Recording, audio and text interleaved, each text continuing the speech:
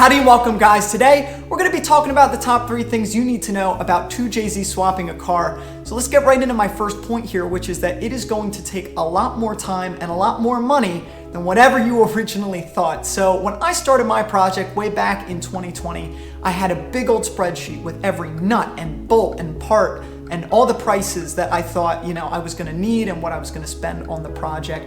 And here we are 2 years later, and I've pretty much tripled what I originally thought I was gonna spend on this project. Now, there's a lot of reasons why these projects end up taking a lot more time and money than what we originally think. And one of those reasons is because you just can't plan for some of the problems you're gonna come across when you're planning out your swap. So when you're picking out all your parts right there at the beginning and you're having a fun shopping spree, there are gonna be problems that you come up with on your motor or your car that you couldn't see before you started digging into stuff. And then you come across it and then you're like, oh, it's gotta be addressed, it's gotta be fixed. And that's where the extra money goes into the project.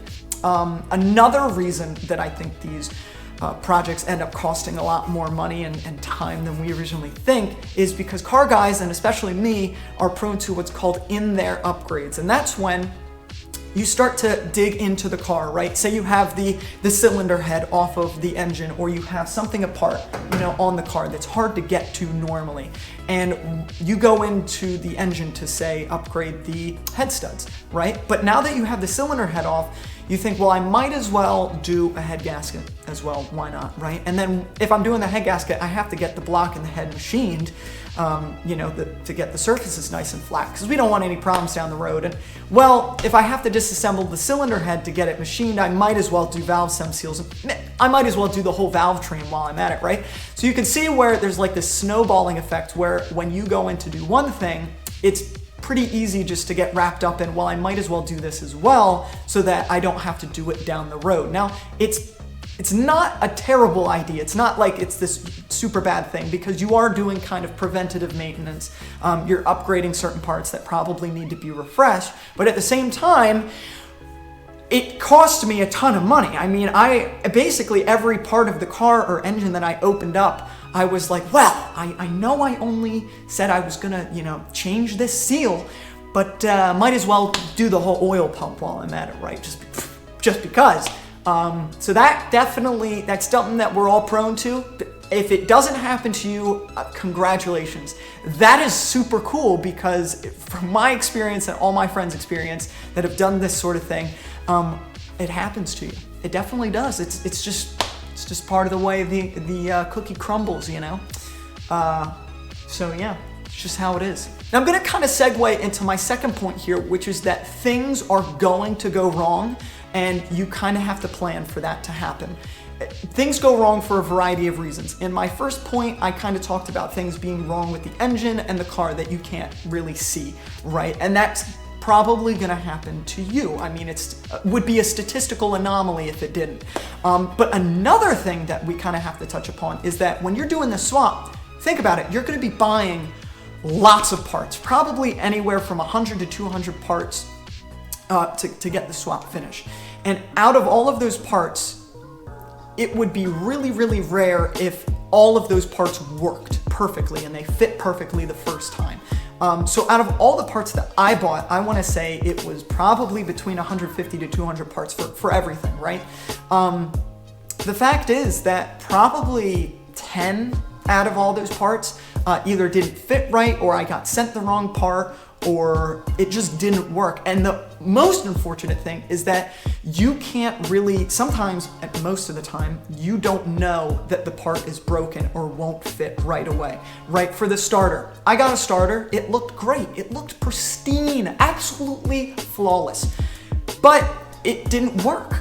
You popped it in the car, it just didn't do the thing, it didn't start the car, it didn't crank. And then you have to go through everything of pulling it back out and replacing it.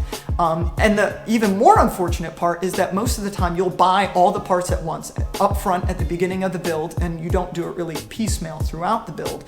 And then what'll happen is you realize, oh shoot, this, shift fork or whatever that I bought 12 months ago, it's not the right one, but I didn't know because I didn't install it until now, and now I can't get a refund and I can't send it back. That happened to me a ton of times with my drive shaft. The company that did that for me, they sent me the wrong yoke for a different transmission, so it didn't fit. I had a heck of a time getting that replaced.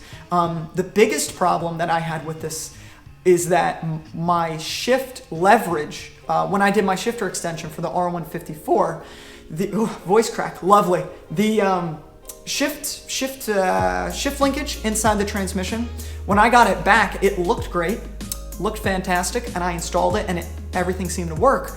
But the company sent me back the wrong shift linkage for the W58 transmission, not the R154. So it was kind of angled a bit weird, so it didn't shift into any of the forward gears. So I had to pull the engine, change that out, and luckily now I just have a different transmission, so I don't have to deal with that. But it was definitely a problem at the time. So you're gonna come across problems. It's gonna be unfortunate. No swap goes perfectly. That's basically the main point here. No swap goes perfectly.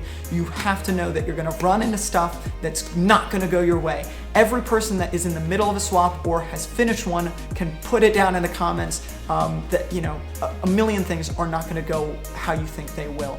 YouTubers that you watch doing these swaps like to, I would say, kind of show the happy side of the swaps, right? And they like to put in the parts that, you know, they go smoothly, or they're installing the turbo, all the fun stuff. And sometimes they leave out the parts that really don't go their way. I know I even did that at the beginning of my channel because it kind of made me look like an idiot some of the time when some things went wrong. But those are the things you learn from it, and that's the stuff that you guys need to know about if you're going into these swaps. So I've been trying to add that more in my recent videos, all the little things that have went wrong. Like, you know, I order the wrong part, or I install something and it breaks, right? Because I'm just an idiot. So yeah, there you go. Point 2, things are gonna go wrong. Plan for it. No, you know, just be persistent, right? And get through it. So my third point is that these swaps to some people seem kind of daunting. Right, you're ripping an engine out, you're putting a totally different one in, and it kind of gets a little, you know, crazy up here when you start to think about it. But from my experience, what I want you guys to know is that if you're thinking about going into a swap and you don't have a lot of experience, it's okay. I didn't have any real world experience working on cars before I started my swap. I've changed the oil before. That's pretty much all I've done. What I say you need to have if you're going to go into these swaps, you really don't need the real world experience of working on cars, but what you do need to be is diligent and persistent. You need to really know everything about what you're gonna have to do. You have to scour the forums, YouTube videos, find every shred of information you can about these swaps, because the more you know, the easier it's gonna be, and you know, you just gotta do your research. I spent weeks researching parts to buy, you know, combing through forums to find the right parts and which parts are better than other parts. And it's hard, and it's maybe not the most fun, but it's just stuff you have to do. Another thing is that during the swap, you're gonna come across points that aren't too fun. You're gonna be doing tedious work that isn't, you know, it just kind of makes you lose motivation, if that makes sense. Like, I know when I was relocating the wiring harness and I was going through 200 little wires and extending all of them, I was like pretty much done with the project. I was like, I don't want to do this anymore. And it wasn't fun coming out here every night and just soldering for hours on end.